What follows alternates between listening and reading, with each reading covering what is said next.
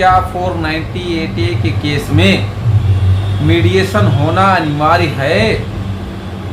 और कुछ लोगों का ये सवाल रहता है भाई हम मीडिएशन चाहते ही नहीं है बेवजह। देखिए मीडिएशन में होता क्या है कि अगर 498A से रिलेटेड किसी भी मामले में किसी भी लाभ के लिए अगर माननीय इलाहाबाद हाई कोर्ट में या माननीय हाई कोर्ट में आप जाते हैं तो सबसे पहला ये फाइल मीडिएशन भेजी जाती है। मीडिएशन भेजने का नियम क्या है भाई, आपको पति पक्ष के ऊपर 25,000, 30,000, 20,000, 15,000 कुछ न कुछ एक धनराशि नियुक्त की जाती है वो पत्नी को देने के लिए। तो कुछ लोग इस राशि से बचते, भैया एक फूटी कौड़ी उसको मैं नहीं दूंगा। मैं 498A में चार्जशीट चैलेंज किया या कोई ऑर्डर चैलेंज किया या फिर RS सिस्टम में गया या FIR क्वेश्चन में गया, लेकिन मैं मीडिएशन नहीं करना चाहता। तो सवाल यही है कि क्या मीडिएशन करना अनिवार्य है? तो आपको बता दें, अगर आप चाहते हैं कि हम मीडिएशन नहीं करेंगे तो भाई आपके पक्ष के वकील साहब सीधे कह सकते हैं कि माननीय मैं मीडिएशन नहीं चाहता हूं, मेरिट पे सुन के ऑर्डर पास किया जाए। तो देखिए सवाल एक यहाँ फिर निकल के आता है कि क्या आप मीडिएशन नहीं चाहते हैं या आप मीडिएशन में नहीं जाना चाहते हैं, तो क्या आपके विपरीत कोई ऑर्डर हो जाएगा? देखिए जो चीज़ें हुई नहीं उसके बारे में अगर कोई बात कही जाए, कमेंट किया जाए उस पर, तो सरासर ये बेवकूफ़ी होती है। अब देखिए हर एक केस, हर एक मुकदमा अलग अलग स्थिति में होता है, अलग अलग ग्राउंड्स पे होता है, अलग अलग उसमें एविडेंस होते हैं, अलग अलग सबूत होते हैं, अलग अलग परिस्थितियों में वो FIR या वो कंप्लेंट केस फाइल होता है।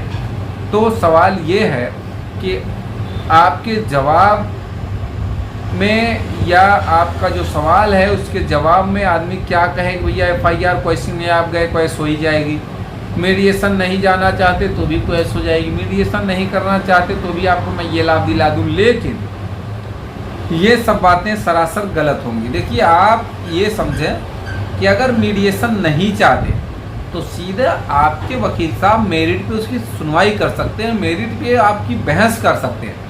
अब ऑर्डर क्या होना है, कोर्ट वो डिसाइड करेगी क्या ऑर्डर पास करना है, क्या लाभ आपको मिलेगा या नहीं मिलेगा, या किस हद तक आपका मुकदमा आपको राहत दे सकता है या नहीं दे सकता है, इसके बारे में पहले से बात करना बेवकूफ़ी भरी ही है।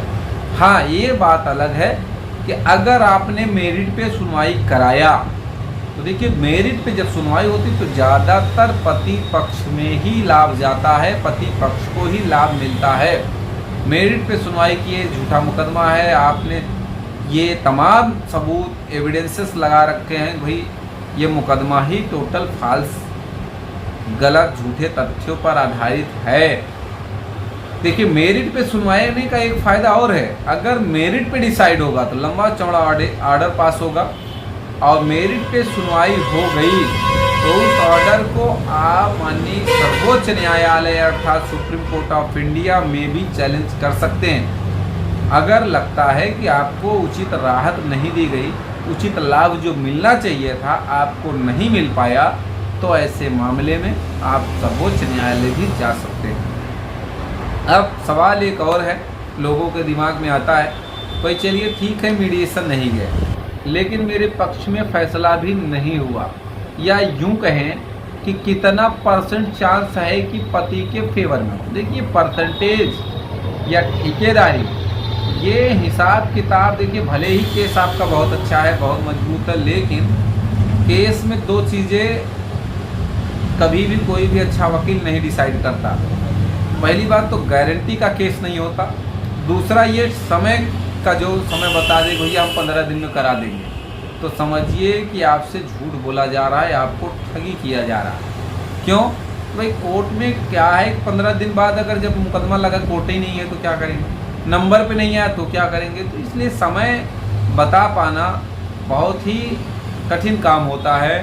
समय कितना लगेगा ये हम आप नहीं डिसाइड करते हैं, और ये वकील यही कर सकता है कि आपके लिए आपके कोर्ट में खड़ा रहेगा, सारा दिन खड़े रह जाता है आदमी, नंबर नहीं आता है, क्या करेगा आदमी? वकील की इसमें क्या गलती है?